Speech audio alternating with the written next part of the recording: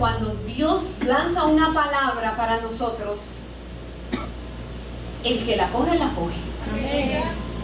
Y el que no la coge, hermano, se perdió la bendición. Amén. Y cuando Dios trae algo para tu vida, tú tienes que ser el primero en salir corriendo para coger lo que es tuyo. Amén. Amén. Amén.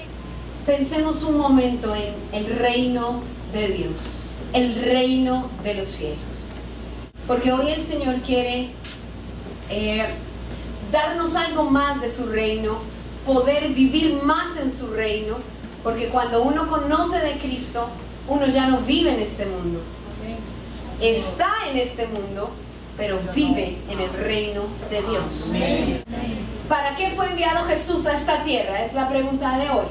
¿Para qué fue enviado Jesús? ¿Para qué el Padre le dijo al Hijo, baja?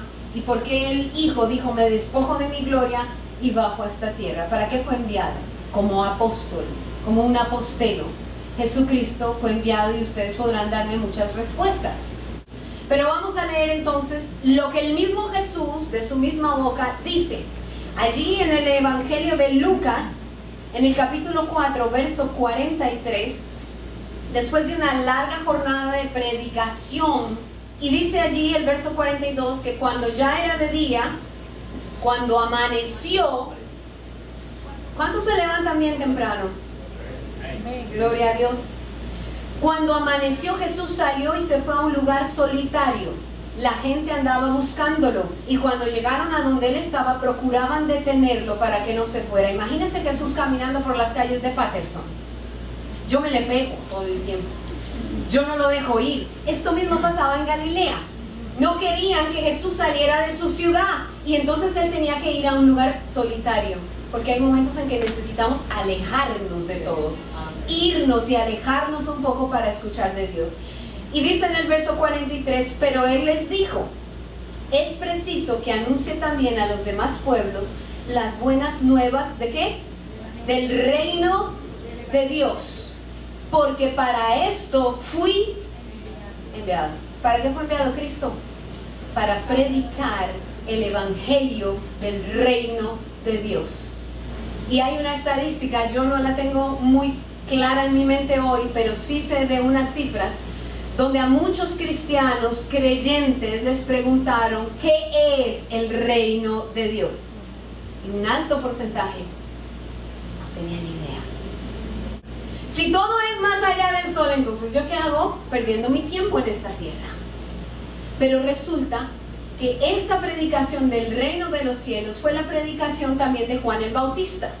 Juan el Bautista, que se vestía de una manera particular para su época. Imagínense ese hombre allí en medio de estos judíos que usaban túnicas largas, que se tapaban las mujeres todo, y este hombre andaba en tanga de piel de camello en el desierto, con una dieta rigurosa, miel y langostas.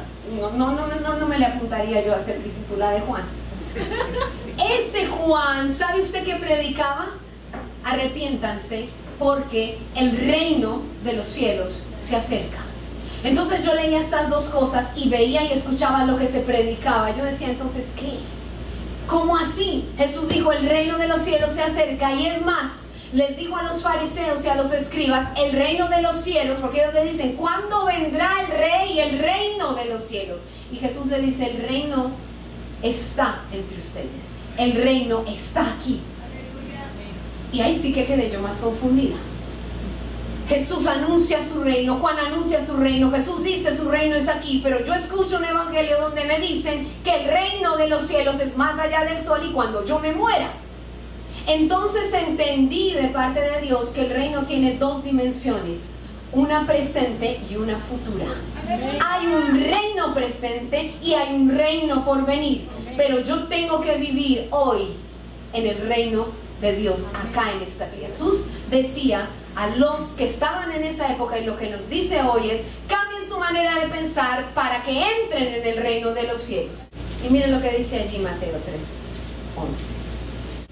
Yo a la verdad os bautizo, dice Juan, en agua para arrepentimiento, para que cambien su manera de pensar, pero el que viene tras mí, o sea, ¿quién? Jesús, ¿verdad? cuyo calzado yo no soy digno de llevar, es más poderoso que yo. Él os bautizará en Espíritu Santo y fuego. Aquí es donde el Espíritu Santo empieza a hacer su obra y a hacernos entender qué es el reino de Dios. Y el apóstol Pablo nos dice allí en Romanos 14:17, porque el reino de Dios no es comida ni bebida, sino, escuche bien, justicia, paz y gozo en el Espíritu Santo. ¿Qué es el reino? Justicia, paz y gozo en el Espíritu Santo. ¿Y qué nos dice Primera de Corintios? Primera de Corintios 4:20 dice que el reino de los cielos no consiste en palabras, sino en poder. Y hoy hablamos mucho. Alguien decía que tenemos 2 ojos, 2 orejas y gloria a Dios tenemos una lengua. Hablamos mucho y somos creyentes, somos cristianos, somos hijos de Dios, pero los demonios también son creyentes. Usted tiene que salir. El creyente es como el primer título que usted tiene cuando entra en los caminos del Señor, pero de ahí en adelante usted tiene que ir ascendiendo, ascendiendo, porque si uno va en la fila, algún día uno va a llegar al primer lugar, pero usted tiene que esforzarse. Entonces, el reino de los cielos es justicia, paz, gozo y poder.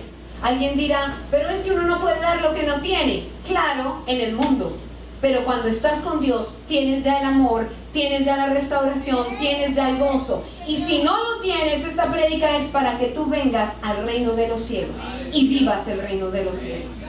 Jesús le dijo a Nicodemo, de cierto te digo, que si no naces de nuevo, no podrás ver el reino de los cielos. ¿Cuántos nacidos de nuevo hay aquí? Ok, una cosa es ver el reino y otra cosa es vivir en el reino. Hay una pastora en Miami, Ana Maldonado, es colombiana. Cuando ella era chiquita con su hermano le hacían maldades a las serpientes porque vivían en el campo y le metían allá en la cueva piedras o fuego y todo cuando les dejaba solo la mamá. Y ella dice, entonces hoy en lo espiritual, cuando yo veo venir al diablo contra mí o mi familia, antes de que llegue le piso la cabeza. Eso es lo que usted y yo debemos hacer. Cuando usted vea venir a Satanás en ataque, a los demonios, al ejército que quiere debilitar su fe, porque Satanás solo busca una cosa, él no quiere robarle su casa, él no quiere robarle su marido, sus hijos, su salud. ¿Usted cree que Satanás necesita salud? Necesita casa, carro. ¿Usted cree que el diablo necesita eso? El pobrecito necesita casa. Él lo que quiere robarle es su fe. Porque él sabe que si le roba su fe, sin fe, es imposible agradar a Dios.